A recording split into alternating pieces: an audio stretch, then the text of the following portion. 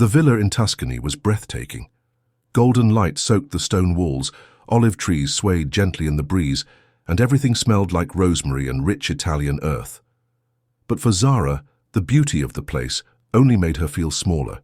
She stood by the kitchen sink, hands wet from washing the dishes no one else wanted to touch. The laughter from the terrace echoed through the house, her aunt and uncle sipping wine, cousins taking selfies with the view, and her own parents nowhere in sight, off hiking with the adults. Zara had been left behind, again. She wasn't the maid. Not really. She was just treated like one. It was supposed to be a family vacation, her mother's exact words, something to reconnect, to bring everyone closer. But from the moment they landed, Zara had been the invisible one. The one told to grab more towels or help with the bags or, could you clean this up real quick while we go out? She was 19, not a kid, not a servant. But no one seemed to care. Her cousin Bella, beautiful, rich, and always perfectly dressed, had snapped at her that morning for folding her bikini wrong. Like Zara worked at a resort spa. God, can't you do anything right? Bella had said, flipping her long curls and walking off like she owned the whole damn country. Zara bit her lip and kept scrubbing. She wasn't going to cry. She refused. Too, this wasn't new. Back home it was the same, invisible at dinners, only noticed when someone needed help. Her mom said she was helpful. But Zara knew what that really meant. Easy to use, easy to ignore. Her phone buzzed on the counter, behind her. She glanced over, not expecting much. Probably a spam message or one of those useless notifications, but the name on the screen made her breath catch. Unknown. I need to tell you something. It's about your father. Her hand froze. In mid-air, dripping water onto the tiled floor, she wiped it quickly and picked up the phone. The message was just sitting there, like a quiet bomb waiting to go off. She stared at it for a long second, then typed back, "Who is this?" No reply. Her heart thumped hard in her chest. What about my father? What could someone possibly need to tell me that they couldn't just say outright? He wasn't even here on the trip, had flown back early for urgent business, as always. Typical. He'd barely spent a day with her before disappearing again, just like every other year. Her mom didn't even question it anymore. Zara looked around the kitchen. The sounds of the family still floated in from outside. Laughter, clinking glasses, shallow joy. Another buzz. I'm sorry, I shouldn't be texting you, but you deserve to know the truth. Check his messages from last month. Her stomach flipped. This had to be some kind of mistake or a prank, but still, her hands moved before her brain could stop them. Her father's phone was in his bedroom upstairs. He'd forgotten it, said he'd manage without it. Her mum had just rolled her eyes like it was no big deal. Zara wiped her hands and walked out of the kitchen, heart pounding louder with every step. The villa hallway was quiet, the stone floor cool under her feet. She passed the guest rooms, past Bella's door where soft music played. No one noticed her leave. Of course they didn't. The door to her parents' room creaked open. She stepped. Inside, the air cooler than the rest of the house. And there it was, the sleek black phone sitting untouched on the bedside table. She grabbed it, hands trembling. The lock screen was still the same, 0825, her birthday. That almost made her laugh. She unlocked it. Then she opened his messages. And what she saw next, her hands started shaking the moment she opened the message app. Zara scrolled slowly at first, heart thudding like it was trying to warn her. Most of the recent texts were boring. Work contacts, flight confirmations, hotel bookings. Then she reached a thread marked only by a heart emoji. No name, just that. She paused.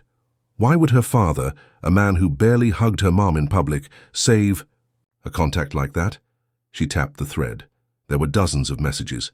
No greetings, no small talk, just raw, desperate conversations. It took her a second to realize what she was even reading. You said you'd leave her before the trip.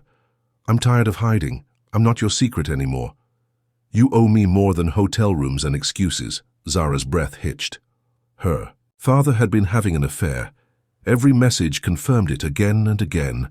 The tone was intense, emotional, sometimes angry. The woman clearly thought this was more than just an affair. She thought they had a future. And her dad? He never. Denied it. In every reply, he tried to calm her down, promising her things would be different. Soon, Zara wanted to throw the phone across the room. Her whole body felt cold. How long had this been going on? Did her mother know? Did anyone know? Another buzz in her own phone snapped her out of the daze. Unknown. You saw it, didn't you? Zara typed, her fingers stiff. Who are you? This time the reply came almost immediately. You don't know me, but I know your father, and you need to understand something. He's not who you think he is. I wanted to tell your mother. But she wouldn't believe me, she never has, but you'll listen, you're smart. Zara's skin crawled. Was this woman the one from the messages? She typed again, faster now. Why now? Why me? There was a pause. A long one. Then, because he left me, and he's leaving your family too. He just hasn't said it yet. Zara stood frozen in the middle of the room. Her ears rang. The villa felt 1,000 miles away. She turned and looked at her mum's suitcase near the door, still half unpacked. He was planning to leave them. She thought of all the times her mother had defended him, the late nights, the sudden work trips, the missed birthdays. He's doing his best, sweetie, her mum would say, smiling through tired eyes. And all this time she was just being lied to. Zara wanted to scream, to confront him, to call her mom right now, but then another thought slammed into her. Why was the woman texting her? How did she get her number? Her head spun.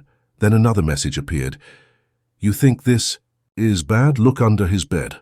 There's a folder he didn't want to bring, but he couldn't risk leaving it behind. It's where he keeps all the lies. I saw it. I'm done protecting him. Zara's heart dropped again. Under the bed. She looked down at the wide oak frame. Her dad's suitcase was still sitting by the corner. She crouched, heart hammering, and reached beneath the bed. Dust brushed her fingers. Then paper. A black folder. She pulled it out slowly, almost afraid of what might be inside. The moment she opened it, she saw pictures. Dozens of them. Receipts. Hotel bookings in cities her father never told them about. A photo of him at a beach resort. Not alone with her, the woman, his second life. But it was what she found near the back of the folder that made her knees buckle. A printed form. Lawyer's letterhead. Divorce papers, signed. Not by her mother. Only by her father. He was ready to file. Zara's vision blurred. The world around her collapsed into a strange silence. So this was the truth. Not just about the affair, but the betrayal. The lies. The way he smiled at them like everything was okay, while planning to walk away without a word. Suddenly someone knocked on the bedroom door. Zara? You in there? It was Bella's voice, all sugar-coated superiority. Can you bring out the drinks? Everyone's waiting. Zara stared at the door, folder still in her hands. A storm was building inside her. Not just anger, but something deeper. She wasn't going to be the maid anymore. Zara took a deep breath, tucked the folder under the mattress, and wiped her face with the sleeve of her hoodie. No tears. Not now. She had spent too long in silence, blending into the background, while everyone else played their little games and called it family. The knock came again. Zara, hello? We're dying out here. Bella's voice had the same condescending tone it always did, like she was talking to a dog. You seriously can't manage a few drinks? Zara opened the door, her face blank. They're on the kitchen counter, she said, brushing past her cousin and heading down the hallway. She didn't wait for Bella to respond. In the kitchen, she saw her reflection in the microwave door. Her eyes looked different. She looked like someone who had just lost something, or maybe someone who finally realized what was never hers to begin with. Everyone outside was still laughing, like nothing was wrong. Uncle Ray's booming voice carried over the music, and Aunt Serena was waving her glass like she was at a vineyard. Photo shoot. Zara stood at the kitchen doorway just watching.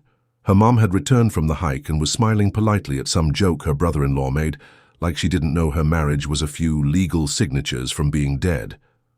Zara's fingers tightened around her phone. Unknown had gone silent again, but the damage was done. Now she had 1,000 questions and only fragments of answers. She stepped out onto the patio, forcing herself to wear the same fake smile they all wore.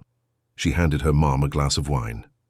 "Thanks, sweetheart," her mother said, brushing a strand of hair from her face, sweaty from the afternoon sun. "You okay?" Zara nodded. "Just tired." "Me too." Her mum sighed. "Your dad would have loved this place, huh?" Zara almost said something then, almost cracked it all open, like an egg on marble. But her throat closed up. Would he have loved it? Or would he have spent the time texting his secret lover from the bathroom? Instead of answering, she walked back inside. That night, the villa was quiet, the kind of silence that hums in your bones. Zara couldn't sleep. Her chest was tight with thoughts that had nowhere to go. She grabbed her phone again and opened the message thread. Still nothing new. She scrolled back up, reading the woman's words again. They weren't just bitter or angry. There was something desperate in them, too. Something that made Zara pause. She started typing. "Why are you telling me all this now? You said my mum wouldn't listen. Did you try?" The reply came 5 minutes later. "Yes, a year ago she blocked me. Thought I was a stalker. Your dad convinced her I was crazy." "Why me, though?" Zara replied. "What do you want me to do?" This time the reply was longer. A whole paragraph. "Because you're the only one who sees him clearly. I watched him talk about you once, said you were the quiet one, the helper, the easy one, like that was a compliment. You think he loves you more because he doesn't yell at you?" "No, sweetheart. He just doesn't care enough to engage. He used you as a buffer, and now he's gone, and he thinks no one will stop him. I told you where the folder is. I told you what he's doing. What happens next is up to you." Zara felt sick. A buffer. The helper. She thought being quiet had kept her safe, but all it had done was make her invisible. She didn't reply. Not yet. The next morning she sat at breakfast while everyone else chatted about day trips and vineyard tastings. Her mother passed her a croissant with a tired smile. Across the table, Bella was scrolling on her phone. Then Zara stood up. "Mom," she said, voice louder than it had been all trip. Everyone looked up. "I need to talk to you. Alone." Her mom blinked. "Now?" Zara's eyes didn't move. "Now!" The table fell into awkward silence. Uncle Ray muttered something. Aunt sipped his coffee. Bella raised an eyebrow like it was a soap opera, but Zara didn't flinch. Her mother followed her inside. Zara led her to the bedroom, closed the door and walked to the bed. She pulled out the black folder. Her mom's face paled instantly. "What's that?" Zara opened it. Turned the pages. Let her mother see every hotel receipt, every photo, every message. Then finally the divorce papers. Her mother didn't speak for a long time. Zara whispered, "He's been lying to us for years." Her mom swallowed hard. "Where did you find this?" "His phone. And someone messaged me. Someone who knows everything." Her mother finally sat down on the edge of the bed. She looked like she'd aged 5 years in 5 minutes. Then she whispered, "We need to go home." They packed in silence. No screaming, no emotional breakdowns, just a quiet storm settling into the walls of the villa. Zara didn't know what shook her more, the betrayal itself or the way her mom folded every blouse like she'd done this before. Like pain was something she'd gotten used to. By the time they finished, the sun hadn't even reached its peak. The rest of the family was still lounging by the pool, oblivious. Zara stood in the doorway of the patio, watching them one last time. Bella was stretched out on a sun chair, spraying tanning oil on her legs, while Aunt Serena argued with the Bluetooth speaker about Italian radio stations. No one noticed the bags. No one asked where they were going. Zara's mum walked out behind her, keys in hand. She looked thinner in the daylight, like the truth had stripped something off her.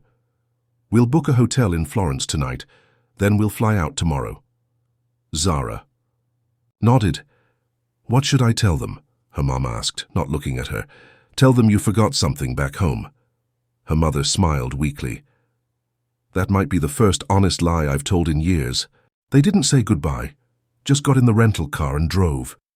For a while neither of them spoke. Tuscany rolled by, sun-drenched hills, vineyards, couples walking along dirt roads. All of it mocked the wreckage sitting quietly in the car. Zara stared out the window, phone in her lap, replaying everything in her head, the folder, the messages. The man she thought was her father. Her phone buzzed again. Unknown. You left. Zara stared at it, then typed, How do you know? I still have friends, people who watch him. You were never supposed to see what was in that folder. He would have destroyed it when he came back. Zara's chest tightened.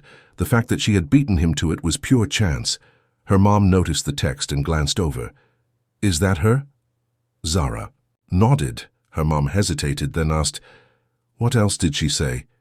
She said you wouldn't believe her, that he made you think she was crazy. Her mom laughed bitterly. She's right, he told me she was just a bitter ex from years ago.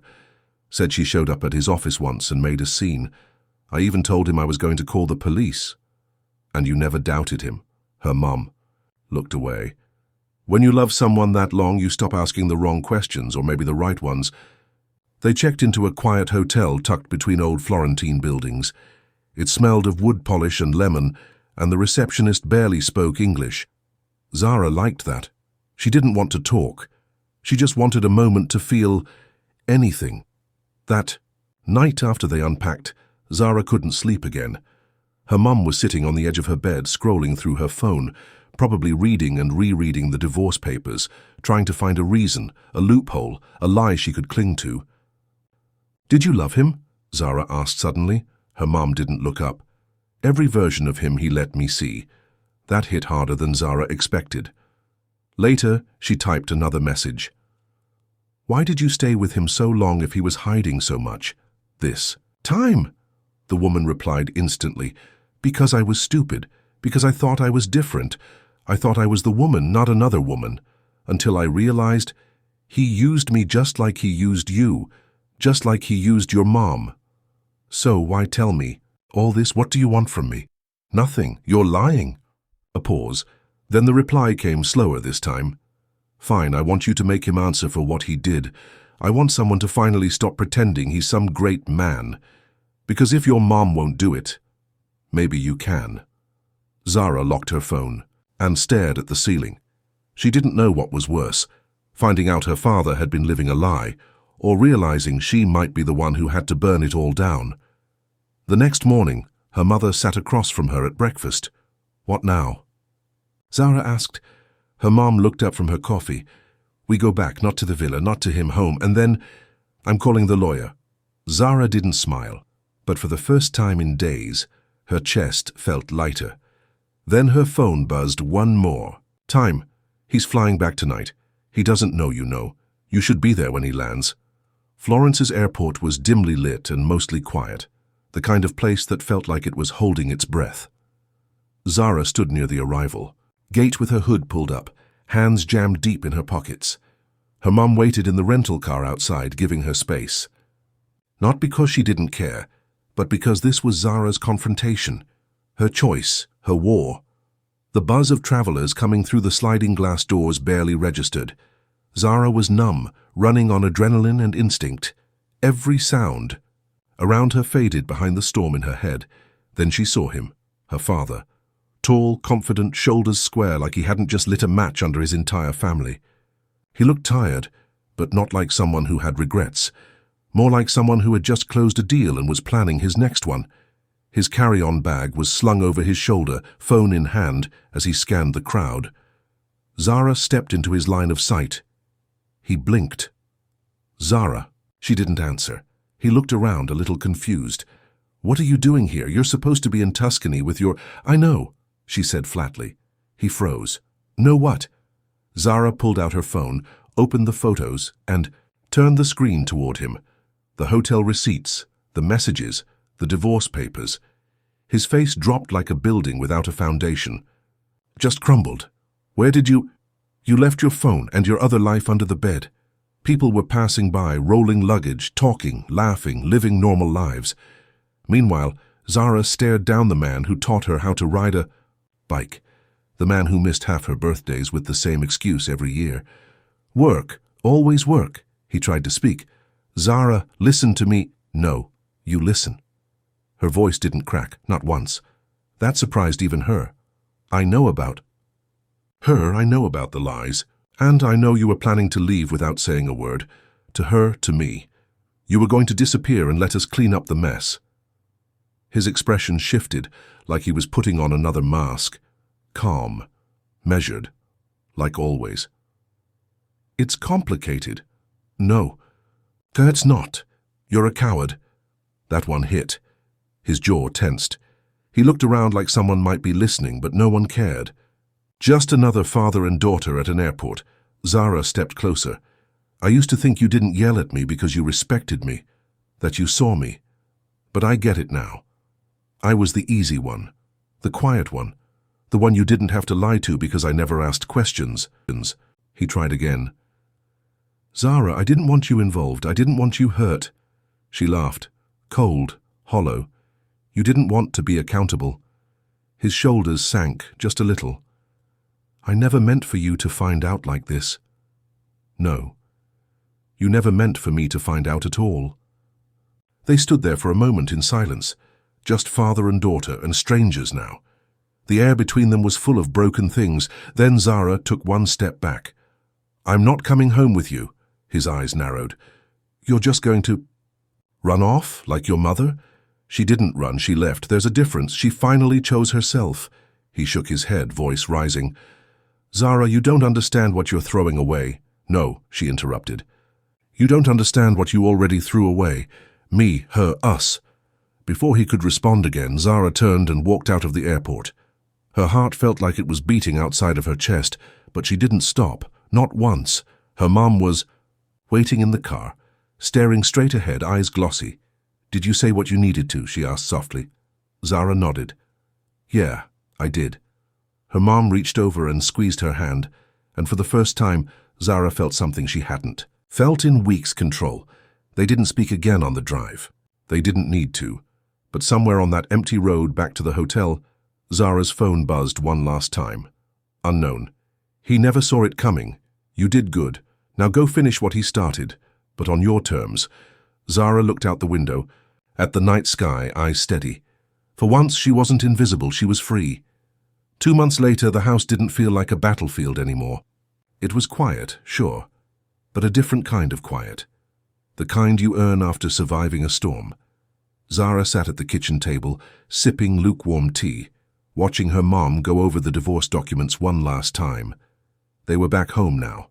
Her father had tried calling, once, then never again, not to apologize, not to explain, just one missed call at midnight, which Zara had stared at until it faded from the lock screen like it had never existed.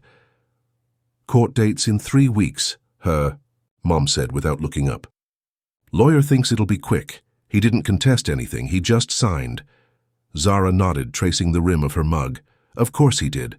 Running's what he does best." Her mom gave a sad little smile. "Yeah, it is." The doorbell rang. Zara flinched, half expecting drama to barge through the front door in human form. But it was just the courier, another manila envelope from the attorney's office. Her mom signed for it and brought it in like it weighed 1,000 pounds. Zara didn't open it. She didn't need to. The damage had been done. The truth had already rewritten everything. Later that day, she went into her father's old office. It still smelled like aftershave and old paper. The bookshelves were neat, untouched.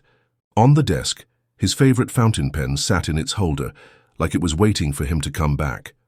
Zara opened the drawer and pulled out the framed picture he'd always kept there, the one of their family at the beach, smiling like a magazine. As she turned it over and saw the faded inscription, "My girls, my world," she almost laughed. Instead, she left the photo face down. Her phone buzzed, a number she didn't recognize, not unknown this time, a real number. She stared at it, fingers hovering over the screen. Something inside her twisted. Curiosity won. She picked up. "Hello?" Silence. At first, then a woman's voice. The same one who'd lit the first match. "I shouldn't be calling you again." Zara didn't say anything. "I just wanted to tell you I left too, for good this time. No more hiding, no more waiting." Zara blinked. "Why are you telling me this?" "Because I needed someone to know. Someone who gets it." Zara leaned against the desk. "I'm not your friend." "I know," the woman said softly. "But maybe one day we'll both stop being his ghosts." Zara didn't answer. The call ended. She sat there in the empty office, the weight of everything pressing down like fog. But for once she didn't feel crushed. She felt rebuilt, not whole but different, stronger in the cracks. Later that week she started writing again, something she hadn't done in over a year, a story about a girl who wasn't seen, who everyone ignored until one day she stopped waiting to be noticed and started making people look. Her father moved to another city, a smaller house, no more villas, no more photos on desks, no more daughters to disappoint. Zara never called him, never planned to. Her mother learned to laugh again, loudly, like she'd remembered how Zara still kept the folder, not out of pain, but as proof. A reminder that sometimes being quiet isn't noble. It's dangerous. Because when you stop speaking, people start writing your story for you, but not anymore. Now Zara writes her own.